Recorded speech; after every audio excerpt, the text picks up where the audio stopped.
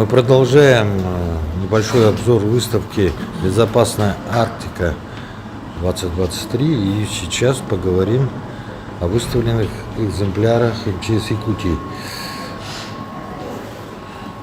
Здравствуйте. Это что у вас за выставочные экземпляры? Это у нас гидравлический аварийно-спасательный инструмент, а именно расширитель средний РС ГС. Он предназначен для перекусывания арматуры, листового металла, для спасения людей, имущества на пожаре. А вот дальше я смотрю, много что представлено. Это у нас расположено на выставке. У нас это пенные стволы для тушения ЛВЖ и ГЖ. То есть это вот генератор пены средней кратности. У нас получается на цистерны вывозим воду и пенообразователь. Когда в насосе у нас цешки с расположением насоса, средним либо задним, в насосе смешивается пенообразователь и вода, и на выходе получается пена.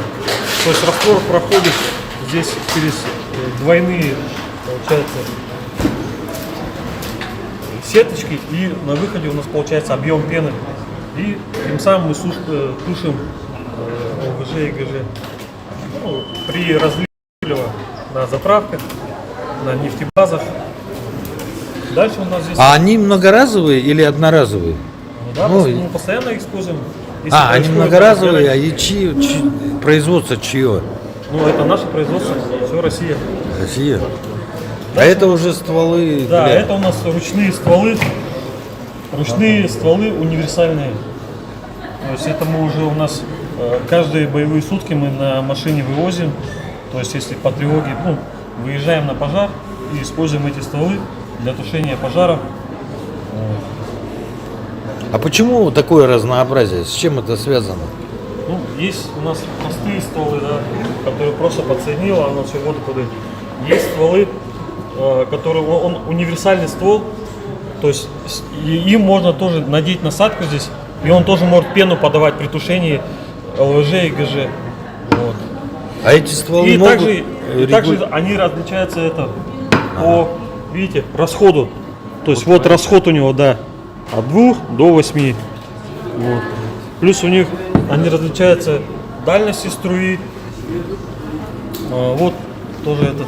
А вот до скольки вот этот вот, до скольки метров бьет? У него где-то дальность 42 метра примерно. 42 метра, да? Да. И в среднем... Дальность сплошной струи. Тушения 10 метров. А самая маленькая дальность какая у этих стволов? Самая маленькая, 28 метров. Вот у ручных пожарных стволов. СРК 50, вот ИТС 50. Импульсный. Вот тоже ствол, тоже последний шоу импульсный. То есть он вот так вот, видите, нажимается. То есть вот эти стволы, когда вода подается, она непрерывно идет. А здесь можно прерывать ее. Раз нажал, раз, и вот так. Поэтому он называется импульсный. Это позволяет экономить. Да. Ну и также у него здесь состав, переключатель. Да? Тушение. Тоже от 2 до 8 расход. Переключаем. Ну это повседневное вооружение пожарных частей. Да, каждые сутки, да, мы вот, когда выезжаем на пожар, мы принимаем эти стволы и работаем. Когда если есть вызов, на пожар выезжаем, используем эти стволы. А вот здесь представлены еще образцы, да? А вот эти образцы, они для чего? Вот эти? Я так понимаю, для тушения пожаров, да. Высокого горения, нет? Для защиты пожарных высокий тепло воздействие пожарное во время тушения пожара, а также во время спасательных работ. А в чем их универсальность или отличие, грубо говоря? Я смотрю, вот это повседневное, да? Да, вот это повседневная форма одежды. Вот это теплоотражатель, то есть держит температуру по 200 градусов. Вот этот вот? Да, вот этот топ. Теплоотражательный костюм ТОП-200. ТОП-200. А вот здесь химические университеты. Да, вот это против химических опасных веществ. У меня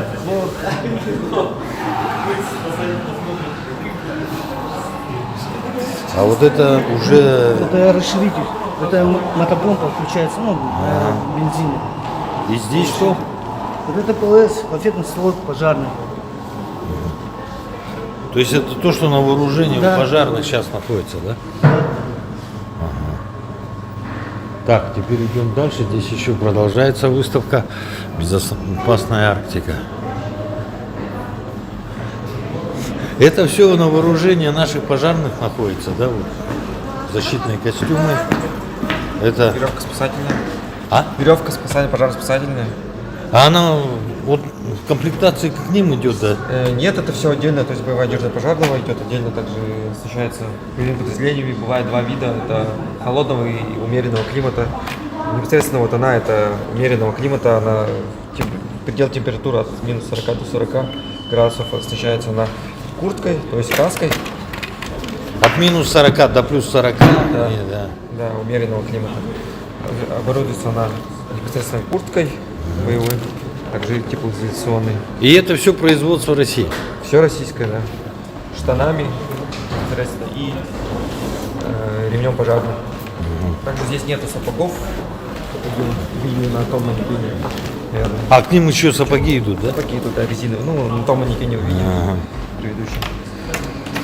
А также А вот это тоже обязательно, да, для пожарного? Вот Да. то, что... Да, конечно. Это газобаллоны, да? Или как правильно? Нет, это воздушный баллон на сжатом воздухе основан. Есть на кислородоизолирующий и воздушный. Здесь непосредственно воздушный баллон. В чем разница между кислородным и воздушным? Кислороды были раньше, в основном. Там на кислороде, там кислородный баллон маленький, и то, что пожарный, допустим, в кислородоизолирующем дышал, он дышал своим же воздухом. То есть он выдыхает, она по системе идет, наполняется кислородом из кислородного баллона, и он дышит постоянно своим же дыханием, то есть добавляется добавление кислорода. И? Все, а здесь все как на сжатом воздухе, то есть здесь ты в баллоне 300 атмосфер, он у нас идет композитный, есть металл, металлический, он обычно тяжелый идет, металл композитный и композитный. Мы сейчас используем уже новым, начали вводить композитные, потому что они легче идут, они до 5 килограмм. То есть, я вот все понять не могу, там обыкновенный воздух сжатый, а Здесь сжатый воздух. сжатый. Да, И сейчас он- используется в основном все сжатый, потому что кислород, как вы знаете, наверное, он опасен, чистый кислород для здоровья и для самих зубов пожарных. Как бы. Вот сейчас в основном на сжатом воздухе используют, на вооружении пожарных подразделений только на сжатом воздухе стоит. Непосредственно это аппарат АП-Мега, он характеристики у него длиной 680, высотой 220 и шириной 260 миллиметров. К нему идет маска, да? Да, маска. Они закрепляются в пожарном подразделении либо индивидуально за каждым, либо по групповому признаку, как вы знаете, 4 караула. Ага. Вот это первый с третьим и второй с четвертым. А маски у каждого пожарного индивидуальные. То есть, Ну, по размеру, так скажем, да? ну нет, просто каждый дышит по-своему, это как личная гигиена получается у каждого. А, понятно. Да. Они, вот, в общем, он состоит из вентиля баллона, самой подвесной системы, ремней адаптера, баллона. А вот пожарные, используя эту систему, уже готовый дайвингист или как? Дайвинг он может легко? Нет. Это другая система, Да, да? пожарные, приходя в подразделение, да, они не имеют права, надо аттестоваться, чтобы непосредственно работать уже в аппарате. Ты просто не можешь прийти и работать в нем, ты должен дать зачеты, нормативы. Нет, но он по нему. может после, как он обучится, он уже дайвинг уже легко? Никак? Это большая разница, да? Нет, ну я дайвингом сам не занимался, не могу сказать, но это разные вещи все. И вот хотелось бы узнать, вот зачем представлены такие здоровые, вот, так скажем, кусачки, да, или что это? Ну, это гидравлический аварийно-спасательный инструмент, вы, наверное, вот там видели. Нет, да. Основан там на масле, а этот электрический инструмент. То есть здесь аккумуляторная батарея. А, то есть с собой таскать можно, да? Да, он переносится с собой. То есть он заряжается и непосредственно таскается, то есть так и таскается. У него есть, как бы так переносится без насоса, без ничего. Он просто как включается и можно сразу работать.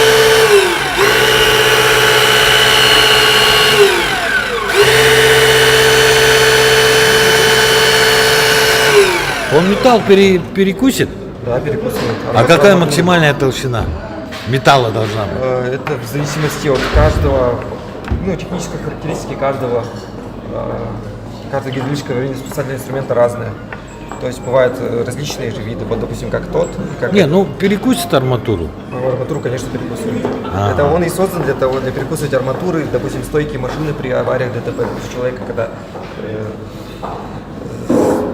при аварии произошла деформация кузова, там человек не может выбраться, тогда вот применяют спасательный инструмент, чтобы перекусить, допустим, крышу, снять и деблокировать человека. А вот здесь вот, это уже как бы... Это химическая защита. При, допустим, при вооруженных конфликтах там возможен же вот, пожарные подразделения также оснащаются вот такими вот. Это новые в эксплуатации, называется пчелка. И она это для... передвижная лаборатория для изучения окружающей среды от опасных веществ. То есть здесь индикаторные трубки на каждый вид отравляющих веществ: аммиак, хлор, толуол. То есть принцип основан на том, что есть существует насосик, как раньше был в ПХР, наверное, знаете это, а вот новая уже это пчелка. Насосик и индикаторные трубки. А для чего вот это нужно пожарным? Ну, пожарные также и при военных конфликтах тоже же и используются как для разведки местности. У них есть штатные химико-дозиметристы, которые должны проводить замеры при различных конфликтах, там, ударах. Но основное это действие этой пчелки, это определить, заражена ли местность или нет. А если заражена, чем, да? Заражена, то чем, да, какими именно отравляющими веществами. То есть делается на основании всех отравляющих веществ современных. И вот у вас здесь стоит дрон, а он-то зачем? Для обнаружения пожаров или для чего? В основном его используют как бы для, допустим, для аварийно-спасательных работ, также для разведки. Допустим, не всегда же мы можем посмотреть при разрушении в городе, землетрясении, допустим, не всегда же можно посмотреть общую картину. То есть вы используете как дрон? Ну, он используется, мы еще не использовали его как дрон. Он также, у него аккумуляторная батарея, которую он использует.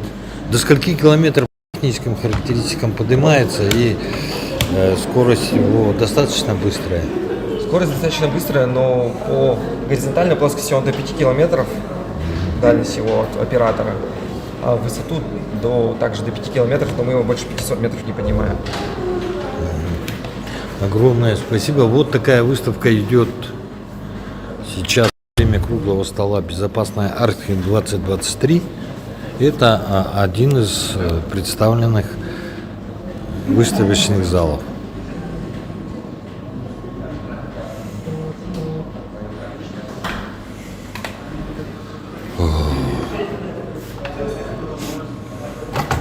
Чего?